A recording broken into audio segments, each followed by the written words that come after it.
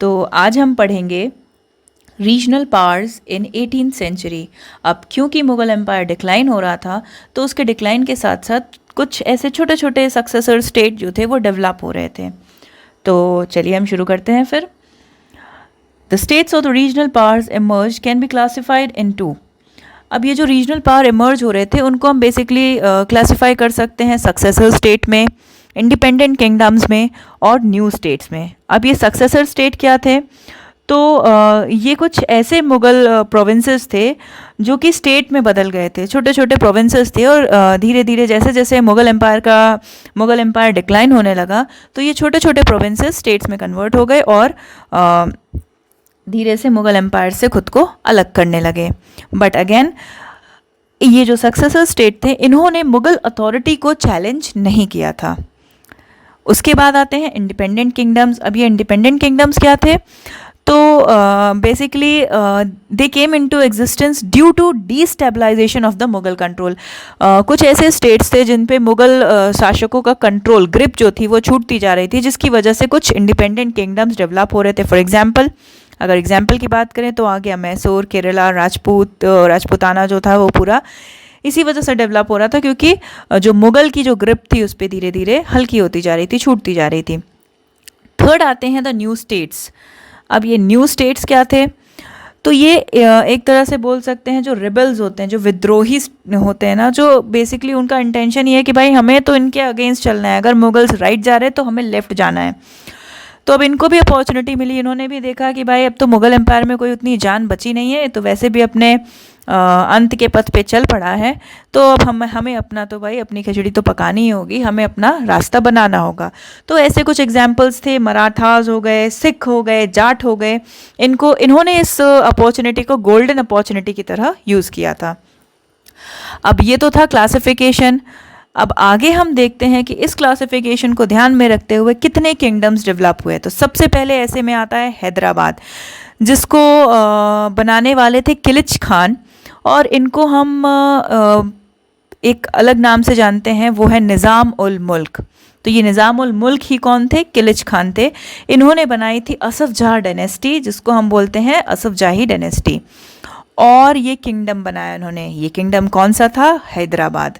हैदराबाद बनाने वाले कौन थे? किलिच खान, जिनको टाइटल दिया गया था निज़ाम उल मुल्क का। अब उसके बाद अगर हम बात करें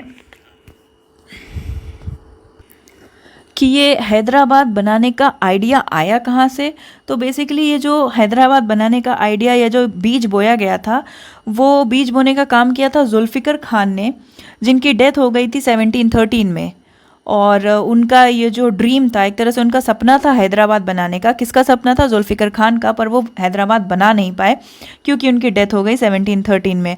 तो इनके सपने को पूरा करने का काम किया था खिलिच खान ने।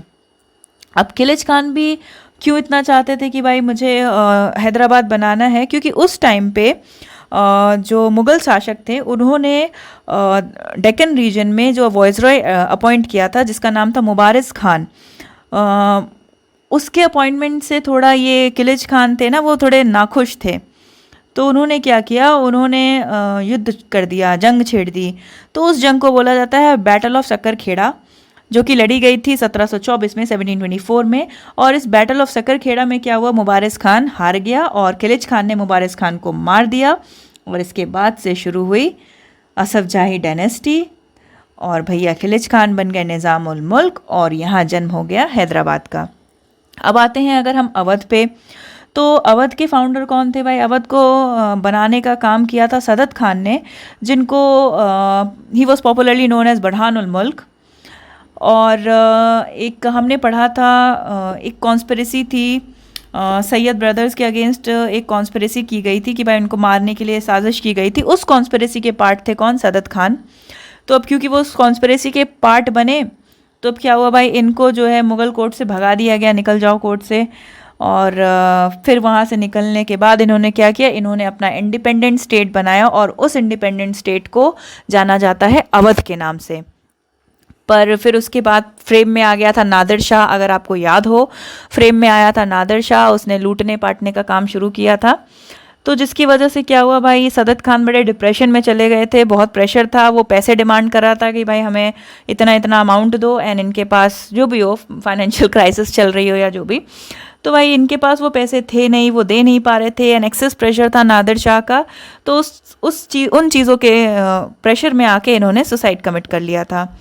अब सदत खान के बाद उनको सक्सीड किया था सफदर जंग ने, और सफदर जंग बन जाते हैं फिर नवाब ऑफ अवध। अब आता है पिक्चर में बंगाल। बंगाल को बनाने का काम किया था मुर्शीद कुली खान ने, और कह सकते हैं कि बंगाल ने अपना गोल्डन फेज देखा था, क्योंकि एक तरह से बंगाल को प्रॉस्परस बनाने का ही played a vital role in that. Who I am talking about Murshid Khan. So Murshid Khan was succeeded by his son Shuja ud Daula. अब अगर हम शुजा उद दौला की बात करें तो भाई उनके बाद शुजा उद दौला ने भी अपने हिसाब से ट्रेड, एडमिनिस्ट्रेशन, इन सारी चीज़ों पे थोड़ा बहुत काम किया, बट उसके बाद उनके आगे आए, उनके सक्सेसर्स थे सरफराज खान। अब क्या हुआ भाई, सरफराज खान को एक कॉन्स्पिरेसी के तहत मार दिया गया था।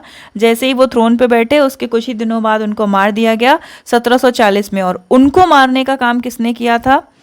सरफराज खान, जो कि शुजा-उद-दौला के सक्सेसर थे, उनको मारने का काम किया था अलीवर्दी ने। अब ये अलीवर्दी कौन है? तो अलीवर्दी बंगाल के डेप्यूटी गवर्नर थे उस टाइम पे। डेप्यूटी गवर्नर ने क्या किया, सरफराज खान जो कि उस टाइम पे नवाब थे, जो कि बंगाल के रूलर थे, एक डेप्यूटी गवर्नर ने बंगाल के रूलर को मार दिया और फिर पूरा का पूरा बंगाल अपने हाथ में ले लिया। ये कौन थे? अलीवर्दी खान। और इस तरह से उन्होंने खुद का अपना इंडिपेंडेंट स्टेट स्टेब्लिश किया, जिसको बोला जाता है बंगाल। फिर आते हैं पिक्चर में राजपूत्स। अब धीरे धीरे जब राजपूत्स को भी रियलाइज़ हुआ कि भाई मुग़ल तो जाने वाले हैं, इनका पार ख़त्म हो रहा है, तो उन्होंने भी अपने राज्यों को फिर से, बोलते हैं ना, फिर से रीस्टैब्लिश, रीडेवलप करने का प्रोसेस स्टार्ट किया। अब उसमें क्या होता है भाई, सबसे पहले एक इंसिडेंस ऐसा हुआ था कुछ। अब होता क्या है, ये जो राजपूत हैं, इन्होंने अपनी प्लानिंग करना शुरू किया कि भैया हमें अपने राज्य को, साम्राज्य को बढ़ाना होगा और हमें जगह, टेरिटरीज़ को कैप्चर करना होगा। तो अब ये सारी प्लानिंग प्लॉटिंग चल रही थी। अब इस प्लानिंग प्लॉटिंग के वजह से बहादुर शाह वन, जो उस टाइम पे थे, वो बड़े परेशान हो गए कि अरे यार, ये लोग तो प्लानिंग कर रहे हैं मेरे अगेंस्ट। तो अब भाई बहादुर शाह बिल्कुल कंपेल हो गए, ही वॉज फोर्स्ड, और वो इतना परेशान हो गए इन लोगों की प्लानिंग प्लॉटिंग से कि उन्होंने मार्च कर दिया, भैया अपनी सेना लेके निकल पड़े अजीत सिंह के अगेंस्ट। और फिर युद्ध होता है अजीत सिंह और बहादुर शाह के बीच में 1708 में। अब क्या होता है भाई, अजीत सिंह ने अपनी एक अलायंस बना ली। उन्होंने वो ज्वाइन कर लेते हैं जयसिंह को और दुर्गादास राठौर को। अब ये तीन लोग मिल जाते हैं एक साथ, अजीत सिंह, जयसिंह सेकंड और दुर्गादास राठौर। अब कहीं ना कहीं प्लानिंग, प्लॉटिंग और ये साजिशें तो अपने इंडियन हिस्ट्री का पार्ट रही हैं। फिर किसी तरह बहादुर शाह साजिश करके इनकी ये जो ग्रुप था इन तीनों का, उसको तोड़ते हैं, या कह सकते हैं किसी कारणवश ये ग्रुप टूट जाता है, जयसिंह का, दुर्गादास का और अजीत सिंह का। और उस जो इनकी दोस्ती या जो इनका ग्रुप था, जो इनकी अलायंस थी, वो टूट जाती है, जिसकी वजह से क्या होता है, इस मुगल्स को मिल जाती है एक गोल्डन अपॉर्चुनिटी, और इस तरह से वो राजपूत के पावर को भी क्रश कर देते हैं। बट स्टिल धीरे धीरे फिर आते हैं राजपूत फ्रेम में, और फिर से वो प्रोसेस, रीस्टैब्लिशमेंट, जहाँ मुगल जाते हैं वहाँ से फिर से राजपूत अपने आप को स्टैब्लिश करने की कोशिश करते हैं। पर तब तक क्या था, तब तक ब्रिटिशर्स हमारे पिक्चर में आ चुके थे। अब अगर हम साउथ साइड जाते हैं तो आता है मैसूर।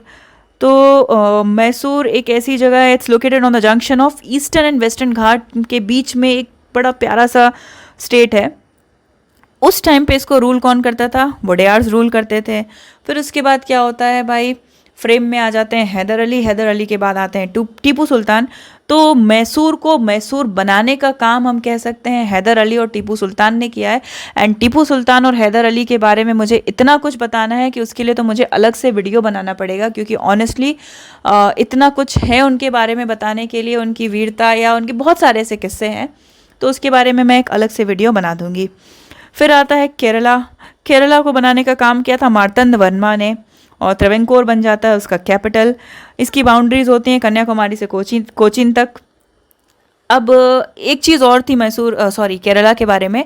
केरला ने अपनी आर्मी को वेस्टर्न फ्रंट्स पे ऑर्गेनाइज़ किया था। मतलब उनको ये पता था कि अगर भाई ब्रिटिशर्स आ रहे हैं, धीरे धीरे अप्रोच करना स्टार्ट कर दिया था, तो उनको ये था कि भाई अगर हमें बंदूकों से लड़ना है तो हम तलवार से सामने तलवार लेके नहीं जा सकते।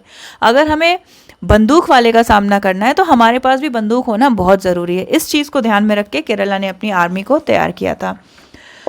अब चलिए आगे बढ़ते हैं। अब फ्रेम में आ जाता है जाट्स। जाट किंगडम आता है फ्रेम में। अब ये जाट्स कौन थे? तो अभी भी अगर आप देखो कि उनकी लोकेशन क्या है या वो कहाँ पे सेटल डाउन है, तो बेसिकली ये वो दिल्ली के जो आउटस्कर्ट्स थे ना, दिल्ली, मथुरा, आगरा, इस इधर वाला जो एरिया था, वहाँ पे जो कह सकते हैं जो फार्मर कम्युनिटी वाले जो लोग थे, उनको उन्होंने अपना एक ग्रुप बनाया और फिर वो किस नाम से जानने लगे, सॉरी वो जाने लगे अपने जाट के नाम से। अब उसमें भी इम्पॉर्टेंट है दो नाम, वो हैं चूरामन और बदन सिंह, क्योंकि कह सकते हैं इन्होंने बहुत मेहनत की थी भरतपुर को सेटअप करने के लिए। अब फिर आते हैं सूरजमल। अब सूरजमल क्यों इम्पॉर्टेंट है? ऑल्दो चूरामन और बदन सिंह ने बहुत मेहनत करके भरतपुर को सेटअप किया था, पर एक पीक पे ले जाने का काम, जो बोलते हैं ना फ्लरिशिंग स्टेट में ले जाने का काम किया था सूरजमल ने। फ्लरिशिंग स्टेट क्या था? उनका जो सिस्टम ऑफ एडमिनिस्ट्रेशन था, that was very efficient. Even the territory, धीरे धीरे इनकी टेरिटरीज भी एक्सपैंड हो रही थी। बट अगेन जब सूरजमल की डेथ होती है 1763 में, उसके बाद से एकदम से क्या हुआ, जो जितना फ्लरिशिंग स्टेट में था जाट एम्पायर, वो धीरे धीरे फिर डिक्लाइन होने लगा। अब उसके बाद फ्रेम में आते हैं सिख। तो अगर मैं सिख की बात करूं तो basically Sikh was a religious organisation, but धीरे धीरे उसको ट्रांसफॉर्म किया एक मिलिटेंट सेक्ट में, और उसको इनको ट्रांसफॉर्म करने का काम किया था गुरु गोविंद सिंह ने। बीच में आपने बंद बहादुर के बारे में भी किस्से सुने होंगे, बंद बहादुर को भी मार दिया गया था। उसके बाद इन्हीं के टाइम पे होता है नादिर शाह और अहमद शाह अब्दाली का भी इन्वेजन होता है। अब उसकी वजह से क्या हुआ कि अब इनको लगा कि भाई धर्म तो अपनी जगह है, पर जब बात अपनी शान की आए, अपनी रक्षा की आए, अपनी जान की आए, तो हमें हथियार उठाने पड़ेंगे। तो अब इन लोगों ने अपने आप को ऑर्गेनाइज़ किया 12 मीज़ल्स में और मिसल में, और उसके बाद फिर कहते हैं कि भाई इन्होंने भी हथियार उठा लिए। और अगर हम क्रेडिट देना चाहते हैं कि पंजाब को किसने इस्टेब्लिश किया या प्रेजेंट स्टेट में लाने वाले कौन थे, तो वो थे रंजीत सिंह। अब ये रंजीत सिंह कौन थे? तो रंजीत सिंह थे महान सिंह जी के बेटे। और अगर मैं बात करूं महान सिंह की, तो महान सिंह थे एक मीसल था जिसका नाम था सुकर चकिया, उसके लीडर थे महान सिंह, और महान सिंह के बेटे थे रंजीत सिंह। रंजीत सिंह ने बहुत एफर्ट्स किए थे पंजाब को स्टैब्लिश करने में, और उन्होंने ही लाहौर को कैप्चर किया था 1799 में। फिर उसके बाद उन्होंने अमृतसर को कैप्चर किया 1802 में, और उन्होंने साइन की थी the treaty of Amritsar. Britishers के साथ उन्होंने एक ट्रीटी साइन की जिसको बोला जाता है ट्रीटी ऑफ अमृतसर। ये इसलिए भी इम्पॉर्टेंट है क्योंकि इनका एडमिनिस्ट्रेशन बहुत अच्छा था। एक और चीज़, इनकी जो आर्मी थी वो बहुत ही मॉडर्नाइज थी, और भाई इनकी डेथ हो जाती है 1839 में। और अगर हम बात करते हैं सिख पार की, तो सिख पार रंजीत सिंह के डेथ के बाद थोड़ा डगमगा गया, और फिर उसके बाद त्रिपाठी ट्रीटी साइन हुई 1838 में। तो उसके बाद तो इनके ऊपर बहुत सारे रेस्ट्रिक्शंस लग गए थे, जिसकी वजह से वापस से जो सिख कम्युनिटी थी वो उतना उभर के नहीं आ पाई जितना रंजीत सिंह के टाइम पे उभर के आ पाई थी। फिर आते हैं मराठास। तो मराठास के तो वैसे भी बहुत सारे किस्से हैं, बट अगेन अगर हम बात करें कि मराठा पार अपने क्लाइमैक्स पे या अपने जेनिथ पे कब आया, तो मराठा को एक बहुत ही फ्लरिशिंग स्टेट में लाने का काम किया था पेशवाज ने। और कैसे? तो उन्होंने क्या किया, जो मालवा और गुजरात रीजन में जो मुग़ल कंट्रोल था, वो उन्होंने मुग़ल कंट्रोल को वहाँ से उखाड़ के फेंक दिया, और फिर वहाँ पे किसका कंट्रोल हो गया था? वहाँ पे मराठास पहुँच गए थे।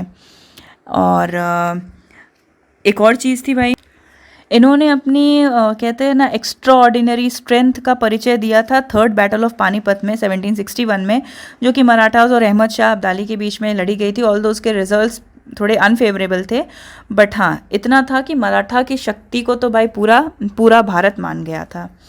लास्ट में आता है रोहिलखंड और फर्रुखाबाद। तो अगर हम रोहिलखंड की बात करते हैं तो भाई it was a kingdom that fall out of Afghan migration into India. क्या होता था ना, उस टाइम बहुत सारे अफ़गानी इंडिया की तरफ आकर्षित हो रहे थे, कुछ आ रहे थे कुछ जा रहे थे। तो उस सिचुएशन में क्या हुआ, ये रोहिलखंड हमारे इंडिया का पार्ट बन गया। कैसे?